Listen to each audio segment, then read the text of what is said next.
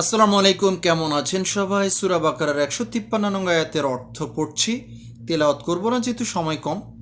বিসমিল্লাহির রহমানির রহিম। হে মুমিনগণ, ধৈর্য সালাতের মাধ্যমে তোমরা সাহায্য চাও। নিশ্চয়ই আল্লাহ ধৈর্যশীলদের সাথে আছেন। মুমিনদেরকে আল্লাহ তাআলা কেন ধৈর্য সালাতের মাধ্যমে সাহায্য চাইতে বলেছেন? কারণ মুমিনদের ইমান থাকবে এবং ইমানের পরীক্ষা দিতে হবে, এবং সেই ইমানের পরীক্ষা দিতে গিয়ে মুমিনদের জীবনে অনেক কিছু হারিয়ে ফেলবে। সম্পদ হারিয়ে ফেলবে, জায়গা জমি হারিয়ে ফেলবে, টাকা পয়সা হারিয়ে ফেলবে, চাকরি হারিয়ে ফেলতে পারে, এবং অনেক এগুলো চাইবে, হয়তো প্রয়োজন আছে কিন্তু চাচ্ছেন, পাচ্ছেন না, আবার পাওয়ার পর হারিয়ে ফেলছেন। অসুস্থতা আসতে পারে, মারা যাবেন, অ্যাক্সিডেন্ট হবেন, কত কিছু হবে, আত্মীয় স্বজন হারিয়ে যাবে। এই সব কিছুর মধ্যে ধৈর্য ধারণ করতে হবে এবং নামাজের মাধ্যমে এর থেকে পরিত্রাণ চাইতে হবে, সাহায্য চাইতে হবে আল্লাহর কাছে।